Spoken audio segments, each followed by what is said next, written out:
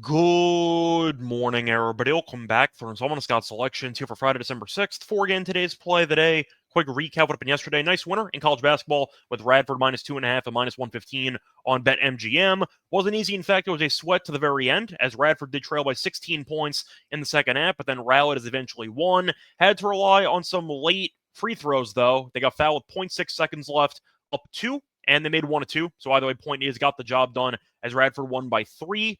Hopefully got the 2.5. I know it closed at 3.5, so hopefully it didn't get hooked at the end. Point is, though, a nice win for us. Look for the winner here on Friday. For the extra play, though, I want to remind you once again, more plays on websites. So we're going to the website, the promo code WEH4US25 to get a quarter for purchase. Plus, a reminder, hit the like button, subscribe to the bell to get notified there's an episode. And for the extra play, going to college football, it's officially conference title weekend. We're going to go with a matchup between Tulane and Army, taking place at around 8 p.m. Eastern Time. And for this game, we're going to go with the under 45.5 at -108 on DraftKings. Time recording of 3 a.m. Eastern Time. So there's a couple reasons why we're going to go with the under in this game. First reason, both teams have been very solid defensively so far this season. Army's allowing just 15.9 points per game, which is 8th best in the country, while Tulane has allowed 20.1 points per game, which ranks 18th. Big reason, both offenses drain a ton of clock. Army every year with the triple option does milk clock better than basically anybody, and this year is the case once again, as Army does rank first in the entire nation in time possession. However, Tulane, not far behind. Tulane does rank third, so both teams are very elite at actually maintaining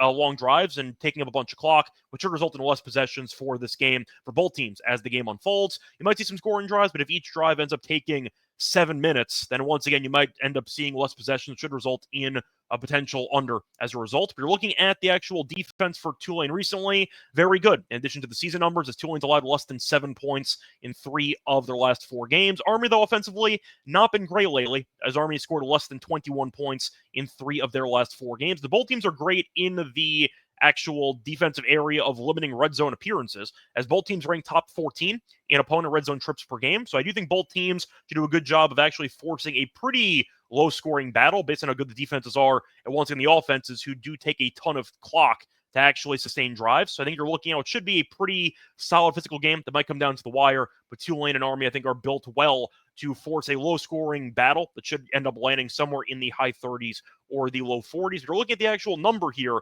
for the Tulane coach, and I mentioned his numbers against Army's offense, or it's just the triple option in his career. John Summerall is the coach for Tulane. He used to coach Troy, and he's faced the triple option 3 times as head coach over the last couple of years. Navy this year, Army last year, and Army back in 2022. His teams in those 3 games allowed a combined 9 points.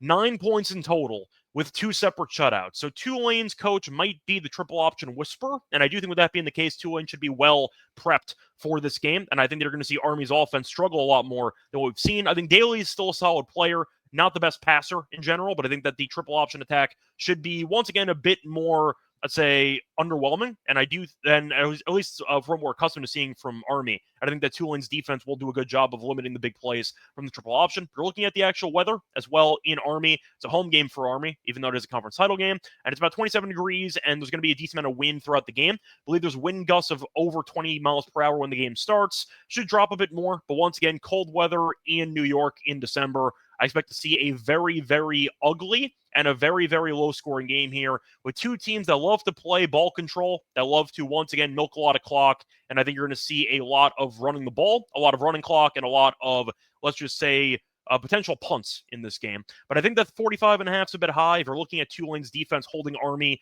to, let's just say, 10 points in this game, maybe 17, you still have a decent path because Tulane can still get to, once again, about 27, and you still go under by a point or so.